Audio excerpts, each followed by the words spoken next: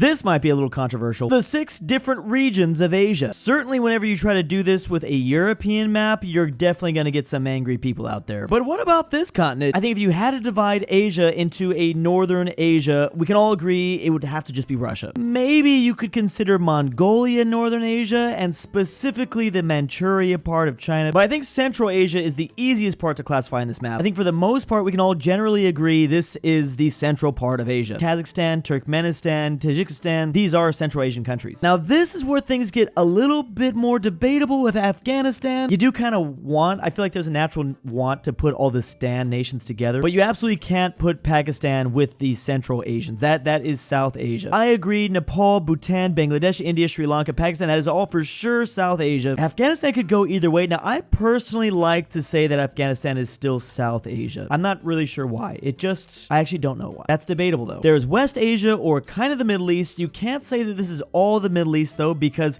technically, usually Egypt is classified as a Middle Eastern country, but certainly this is West Asia. Finally, there's East Asia with China, the Korean Peninsula, and Japan. Yeah, saying that Mongolia is East Asia. Maybe this should be a part of Northern Asia here. Finally, love this Southeast Asia. Maybe Myanmar is debatable. Sometimes I like to put Myanmar as a South Asian country just because they were part of British Raj at one point. All these spots definitely had a historical connection for sure because of the colonization thing. But yeah, ASEAN nations, I can see all that. That's pretty, yeah. And what's funny is, generally speaking, a lot of people agree with this version of the map because it did get almost 7,000 upvotes. There's small discrepancies. Some people think Mongolia and Afghanistan should have multiple colors, but this is really how you piss off a lot of people. I feel like the majority of people are not going to be able to agree how to divide up Europe. This continent is a lot more complicated for whatever reason. Also, a lot of these terms have so much different connotations. That's part of the reason why this topic gets so spicy. Just throwing around the words Western Europe versus Eastern Europe, and you're gonna have people go a little crazy. Generally, I think you have to include a Central Europe nowadays. I don't know if I really want to even share my own opinion because I don't want to get crucified. Look at this. There is just so many maps that cannot agree. There's way too many things here, and they're all just like randomly put together. Americans, don't make this mistake. Learn from my mistakes because I've done it before. The size of Luxembourg compared to other countries. Luxembourg is probably the most popular small country in Europe. I mean, certainly that seems to be the case when it comes to generating the most interest when I make videos. I don't think I can deny that they are the most popular smaller state in Europe. But maybe this is the reason for that, because they're actually not that small. They're small, but compared to actually small places, they're not. So you can actually throw in every single other city-state in Europe. That's Andorra, that's San Marino, that's Monaco, that's Liechtenstein. Oh, and then of course there's a little old Vatican City. And on top of that, you can even put the island of Malta, south of Italy, and the only pretty much city-state in Asia, Singapore, even fits here. So this really puts things into context. Like, Luxembourg is not that tiny. There might even be a couple of Pacific islands you could maybe throw in the corner too. It's actually only ranked 179th worldwide as the smallest country by land area, but there's 27 other places that can be considered even smaller. Love this definition. It's the smallest country in Europe that's not considered a microstate or island country. I mean, there's places like Bahrain and Tonga and Palau and Grenada, even Tuvalu and Nauru here. Liechtenstein is literally a mini Luxembourg. Why does Luxembourg, the largest of microstates, simply not eat the other microstates? They might be small, but they are very large in our heart. This is considered the most accurate map of Asia back in the 13th century. And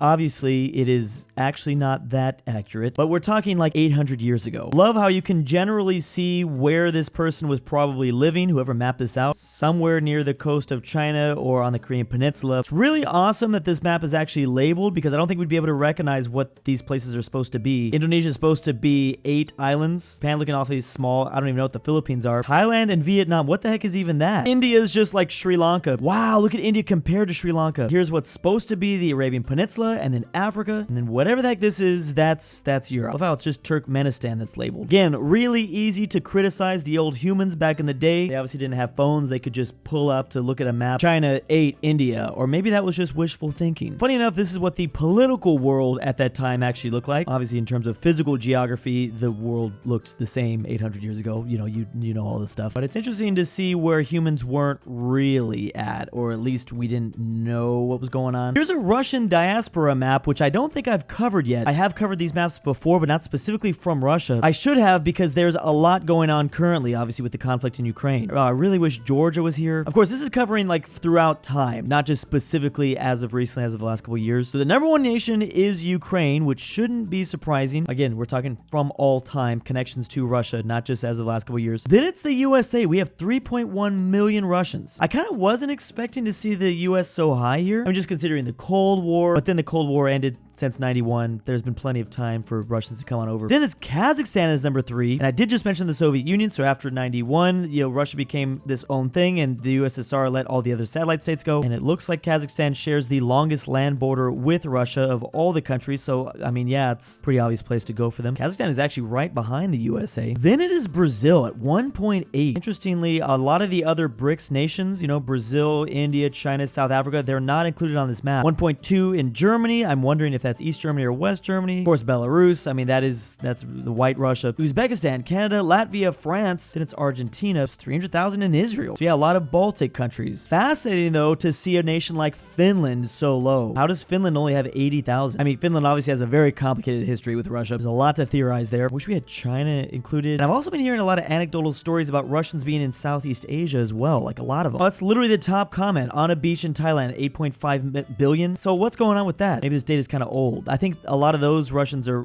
new, maybe. I'm surprised there's no Serbia. Yeah, Serbia would be another big spot. This is only showing us a piece of the information. I'm sure there's plenty more out there. The tallest statues on every continent. Obviously one of the most famous and world known, the Statue of Liberty, which was in 1886, not built by us. Thank you, France. It is 93 meters tall. I can guarantee you though, this is not going to be, I didn't even see the rest of the graph. It's just clearly not going to be the tallest statue anymore. Maybe one of the most recognizable though. Interesting to see, it's not the Cristo Redentor in Brazil for South America. It is obviously one of the most famous, and it seems pretty tall, you know, just because they happen to build it on top of a giant mountain. But height-wise, it's actually only 98 feet, but that's only 30 meters versus the Trujillo in Venezuela, which is 47 meters. I actually didn't even know about this. Built in 1983. I actually don't think I've ever seen this in my entire life, which is maybe by design. I don't think the US wants a bunch of tourists traveling to Venezuela. We then got Portugal's statue pulling in the top for this continent. The Sanctuary of the Christ King, 1959, 110 meters tall. Kind of similar to what they have in Brazil. Obviously, Portugal and Brazil have a good connection. This one in Senegal, Africa is not very tall, but I have seen it on multiple sides of the internet. It's pretty famous. The African Renaissance Monument from 2010. It just looks really, really epic, I gotta say. And my absolute favorite fun fact about this monument is it was constructed by a North Korean company. I mean, the North Koreans have some really big statues as well. Of course, they're gonna be like a company that builds statues for other people. Then Australia, obviously coming out in Oceania. This is not a very large statue, but cool. Just a cute little fat ram, I guess, with all sorts of angles. Finally, the biggest statue in the world in India. 182 meters. The Statue of Unity just rolled out in 2018. Surprisingly, it's not China. It's not North Korea with a tall statue. Communist countries love giant statues, I feel. They like statues. Maybe they don't like really, really tall statues. There's one in India that's just absolutely destroying everybody. And funny enough, it's also not the statue that Mongolia built for Genghis Khan. That one is big, but again, it's nowhere close to this big. When comparing the sizes, like, it's just insane. They went above and beyond. I do still like that massive Genghis Khan statue though. The first wave of rockets alert launched at Israel. This was Iran's second time launching missiles at this nation, and this is the alert system with all the different places that were getting notifications. It literally looks like every single inch was being attacked. There was at least 100 confirmed rockets being launched. Many missiles were intercepted with the help of the United States, but some fell central and southern Israel. Of course, along the Mediterranean coast is where the vast majority of Israelis live. Not too much live down here, but that's because it's a desert. These are the main population hubs, and actually I haven't seen too many population density maps of Israel and Palestine. Just focused on those two places specifically. Remember, this map is not where rockets are hitting, but where alert notifications are going off. Not so fun fact, but this is why I try not to review any posts about Iran not